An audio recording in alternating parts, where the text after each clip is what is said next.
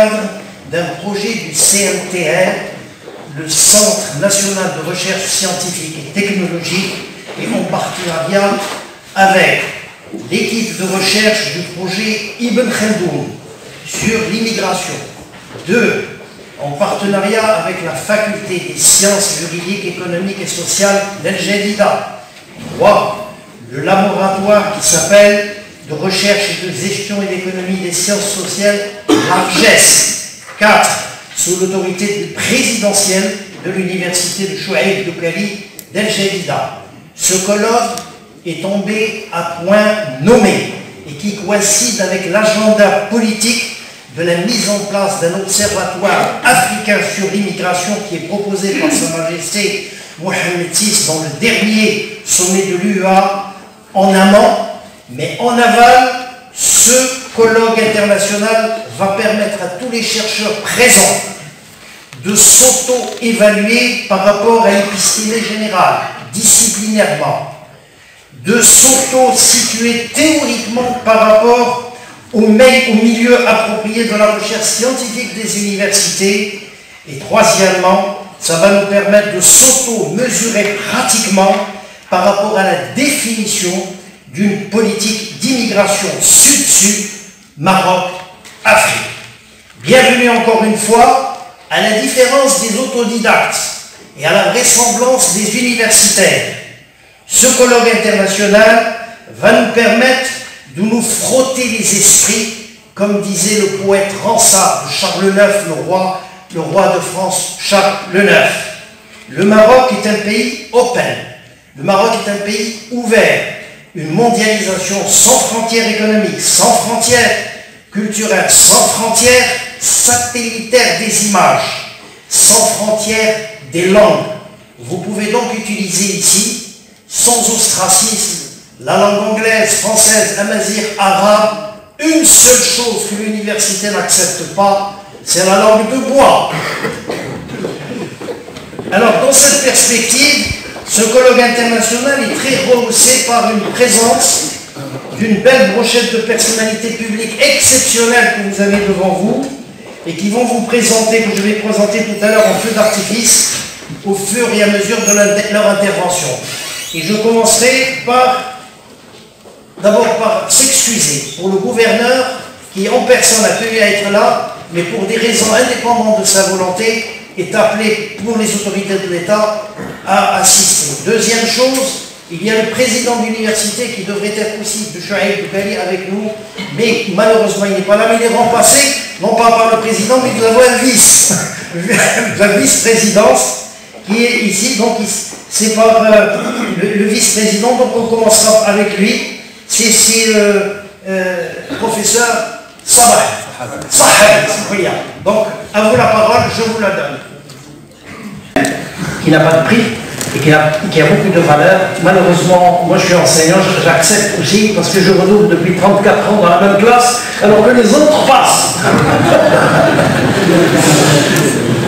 Bien, alors c'est un sujet qui paraît compliqué, mais il faut nommer un ministre des Affaires de faciliter de la migration d'Afrique pour que les choses puissent aller. Pourquoi? Parce qu'on commence d'abord par le risque des sociétés. Et il y a un auteur qui est connu qui s'appelle Ulrich Wick, qui a écrit un très bon pavé de 500 pages sur les sociétés à risque, qui est un sociologue, et qui nous a démontré que le risque fait fortune dans la sociologie, qu'il n'est pas fortuit et que le risque existe partout. C'est Tchernobyl, c'est le printemps arabe, ça ne vous prévient pas. C'est pour ça qu'il a conditionné la Banque mondiale à ce que toutes les décisions des hommes politiques soient courtes. Parce que les plans quinquennaux, décennaux, vécennaux n'existent plus grâce à lui. Parce qu'on n'est pas sorti du tunnel, il y a Tchernobyl, il y a le Covid-19, il y a le coronavirus, il y a le HNR, il y a des tas de problèmes qui existent qui ne sont pas prévus. Donc si on ne maîtrise pas le risque, si on ne prend pas les événements du risque, c'est-à-dire prendre le risque par la main de maîtriser, l'inventer, eh bien il nous prendra par la gorge et il détruit tout. Parce que la mondialisation, elle, n'a pas de principe fondateur. Elle casse tout. elle détruit tout. Toutes les sociétés qui sont capables de s'adapter, bienvenue dans la grammaire politique en intégrant les immigrés. Car 127 millions de gens, donc selon les statistiques de l'ONU, partent d'un pays, ne reviendront jamais. Mais tout à l'heure, vous verrez que dans les scénarios, Sifalis, il a raison de dire scénarii, parce que c'est le pluriel de scénario pour les étudiants, mais ça peut passer en disant scénario, mais avec deux i, sans y. Bien, alors donc le risque est devenu fortuit. Le risque est donc important si vous prenez cette notion de société qui est extrêmement importante. Et donc, il est partout le risque. Et donc il va falloir prendre des situations. Je donne un exemple pour le Maroc. Vous imaginez 65 ans d'indépendance, on n'est pas capable de gérer l'électricité, l'eau, le transport, les déchets. On a des contrats de 35 ans qui sont payés. Où sont les cadres? Où sont les partis politiques? C'est la même chose dans l'Afrique. Ils ont trouvé une situation de laisser les gens politiques, mais on contrôle l'idée de type économique. Donc les mouvements migratoires sont extrêmement importants parce qu'ils n'ont pas de frontières. C'est un peu comme l'écologie. Vous ne pouvez pas arrêter les nuages.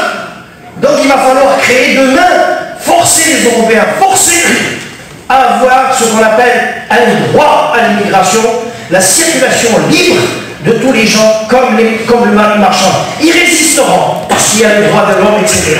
Ça, c'est un véritable problème. Merci beaucoup. Merci. Alors, il y a un certain nombre de scénarios. Les scénarios, comme je disais tout à l'heure, sont devenus un peu une règle dans un état de droit, pas dans un état théologique en gravant l'histoire. On travaille dans des nouvelles sociétés numériques, dans les nouvelles sociétés qui sont climatiques et dans les nouvelles sociétés qui sont climatiques, numériques et énergétiques. Sans énergie, pas de développement. Sans informatique ou sans numérique, pas de développement. Donc il va falloir qu'on comprenne avec nos leaders de mettre le curseur et de rattraper le retard comme les autres sociétés, qui est extrêmement important. Mais aujourd'hui, ça commence déjà, mais avec beaucoup de résistance. La ZLACA, pour lequel le Maroc est signataire, c'est l'ensemble de l'Afrique. 44 pays sur les 52 qui sont signataires d'ouvrir leurs frontières à partir d'eux. La CEDEAO, c'est un peu une quinzaine d'États avec la même monnaie CFA, les conditions pour adhérer, le Maroc accepte et il veut y rentrer. Ouverture des frontières, la même monnaie et la même marchandise et circulation des personnes. Vous voyez bien que le Maroc est va avec une économie ouverte et circulaire. Le nouvel concept de l'économie circulaire, cela veut dire que c'est une économie où il n'y a pas de déchets dans la nature. Les déchets sont recyclables. Mais il faudra que cette économie, ce développement, soit élargi. On raisonne encore comme si le Maroc est un îlot. Alors, la force du Maroc réside dans l'intégration de ces nouvelles structures avec la monnaie, la BCAO et l'OADA. L'OADA, le Maroc, est intégré l'OADA. L'OADA, c'est un organisme africain qui permet de faire l'homogénéisation, il arrive, des droits. Parce que les droits diffèrent d'un pays à un autre. Alors, je disais tout à l'heure, la mondialisation, ça ne s'arrête pas. Si les pays, au niveau touristique, si les pays ne s'adaptent pas, eh bien ils sont biodégradables. Ils n'ont pas le choix. Parce que les hommes politiques, les inventeurs, les scientifiques qui n'ont pas la capacité d'avoir un pouvoir sont obligés d'aider les hommes politiques à prendre des décisions courtes. Pas longues. Donc ça ne sert à rien, parce qu'on n'est pas sorti. Alors qu'est-ce que c'est ces 10 scénarios qui vont nous attraper? Ben, le premier, vous le savez, c'est la pression démographique. La pression démographique, nous serons en 2030 de 7 milliards et demi au niveau de la Terre à 9 milliards. Cela veut dire que l'Afrique va avoir 2 milliards. Avec la Chine qui arrive à l'achèvement démographique, elle va se stabiliser avec 1,8% de la démographie. L'Inde aussi. Mais en Afrique, c'est encore les relations avec le monde de raisonnement de type théologique. C'est pas les enfants ne sont pas faits par la société, c'est Dieu qui les a faits. Et les hommes ne font que les travaux pratiques, mais le reste, c'est eux. Et ils ne veulent pas être responsables pour l'arrêter. Que se passe-t-il? Eh bien, nous allons avoir, comme l'ONU a 3 à 4% de gens qui partent de l'ordre de 25 millions, vous prenez 2 milliards, 10%, c'est 200 millions de gens qui vont migrer. Et ça pose le problème de la grammaire. Comment les recevoir? Comment gérer une crise humanitaire des nouveaux réfugiés climatiques? Parce que le deuxième scénario, c'est le climat. On n'aura pas assez le climat. En Europe, c'est l'augmentation des eaux avec des îles qui vont disparaître, mais en Afrique, la sécheresse. Donc il va y avoir un stress hydrique. Donc les bêtes vont mourir, les gens n'ont rien à manger, et donc il va y avoir une migration de type forcé. C'est une crise humanitaire qui nous attend si on ne devance pas et on n'anticipe pas les événements. Troisième scénario, c'est une crise de la sécurité, comme dit, stress de la sécurité alimentaire. Il n'y a rien à manger. Donc certains Européens, pour le moment, commencent à manger déjà des insectes, comme nous on mangeait dans le temps de nos parents, les sauterelles. Et bien maintenant on va s'y habituer parce que la viande, ça crée du méthane, les vaches, etc., ça pose des problèmes, et donc il ne faut pas faire une vacherie à la nature, il va falloir réhabituer une nouvelle alimentation. Quatrième scénario alimentaire, c'est le mouvement migratoire. Alors comment vous allez gérer tout ça? Ils vont aller en Afrique du Sud et pousser le continent vers l'Afrique. Il va falloir donc leur trouver du travail. C'est le travail et le chômage. Même dans le cas quotidien, on n'est pas en mesure de créer des emplois. Au Maroc, il y a 450 000 étudiants qui sortent, qui ont terminé leurs études, qui sont qualifiés. Nous pouvons offrir que 12 000. Et en plus, l'État, quand vous regardez un peu le budget de l'État, c'est 13% du PIB de la masse salariale. Ce qui veut dire que dans les autres pays méditerranéens, c'est 5%, sauf Israël, c'est 7%.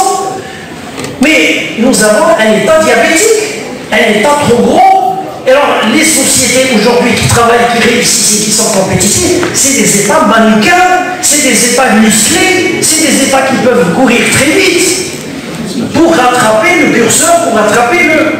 Donc vous avez donc cette situation migratoire, c'est créé avec les Européens ce qu'on pourrait appeler la localisation, mais ce n'est pas faire, comme on dit au niveau technologique, d'importer Renault ou d'importer. C'est classé, c'est dépassé. Parce que les sociétés open, je vous donne 2 exemples parce que je n'ai pas le temps, je suis en train de gérer, il reste encore 6 minutes, c'est pour gérer le temps.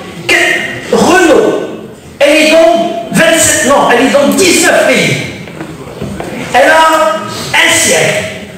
Elle a 2 500 000, je crois, d'employés dans le monde. Elle fait 19 milliards de chiffre d'affaires avec PSA, Citroën et Peugeot. WhatsApp, qui n'a pas encore fait ses 7 ans, pas encore l'anniversaire. 52 employés. Elle a moins de 7 ans. Elle fait 52 milliards. Je donne un autre exemple. Ça, c'est ce qu'on appelle les sociétés open. Et vous n'avez rien. Comment ça? Mais vous vivez avec la pub. Nous sommes dans de nouvelles sociétés où il faut être fils de pub. J'ai pas dit autre chose. Pub.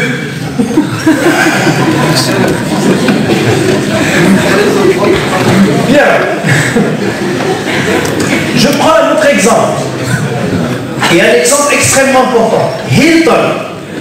Et je prends Hilton et Marriott. Une chaîne qui existe dans 19 pays. L'année, elle prend 27 milliards de chiffre d'affaires.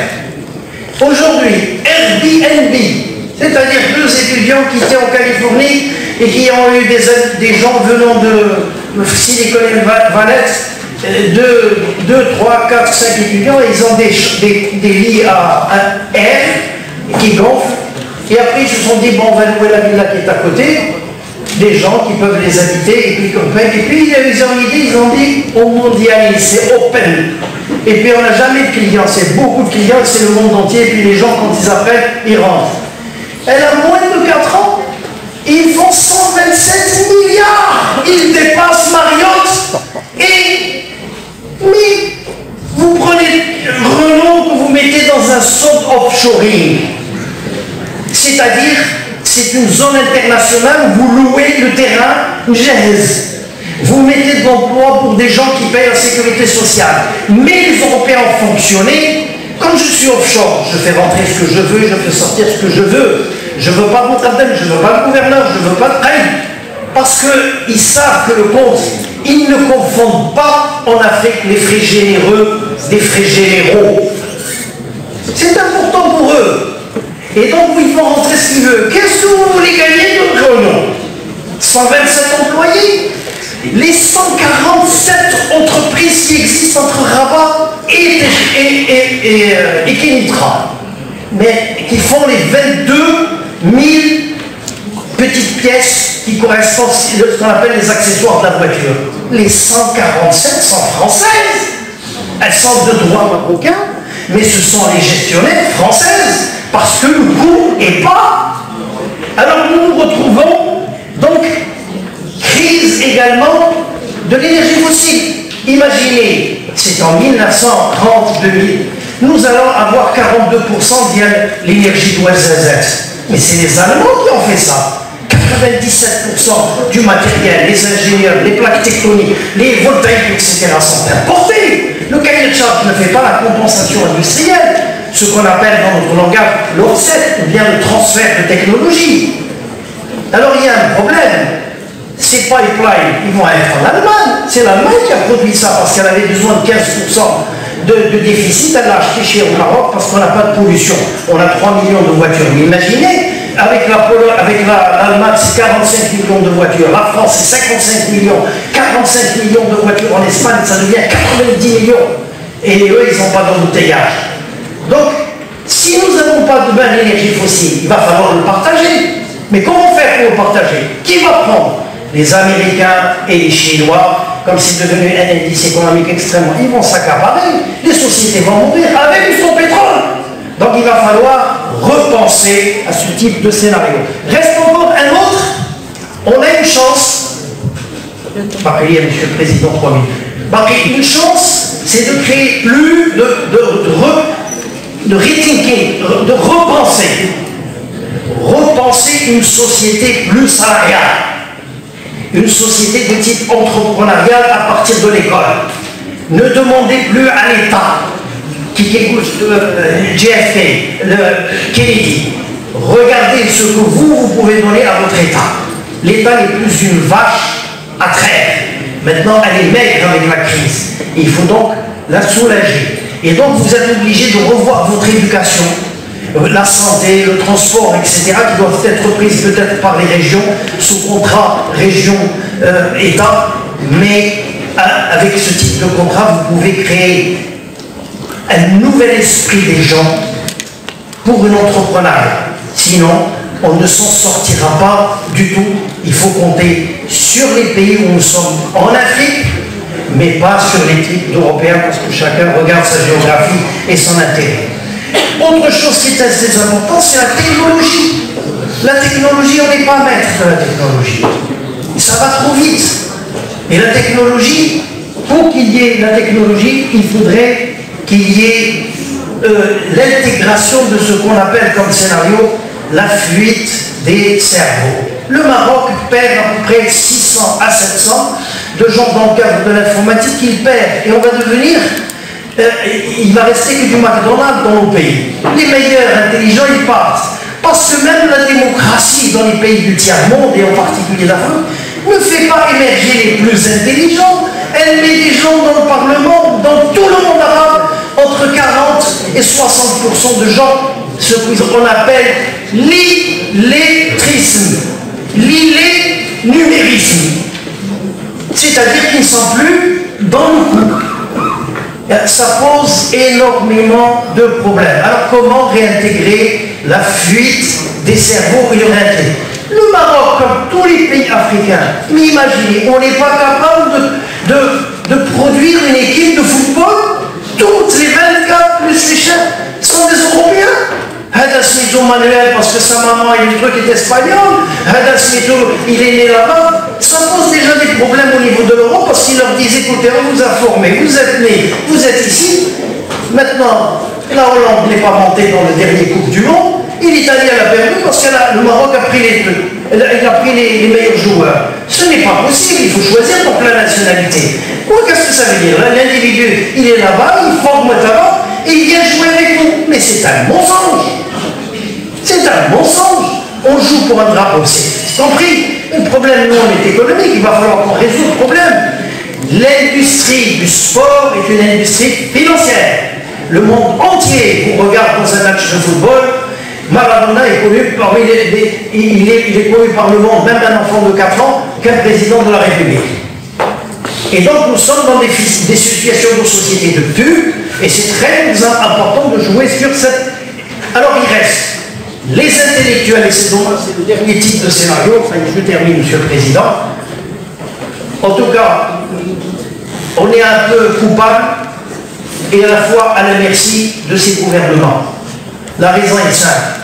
Les intellectuels qui devraient être au gouvernement, qui ont une vision mondiale et une grammaire qu'ils maîtrisent, dans le cadre de la mondialisation, dans le cadre des sociétés de droit, dans le cadre des sociétés numériques, dans les sociétés énergétiques, dans les sociétés que l'on appelle climatiques, ils n'ont pas le pouvoir.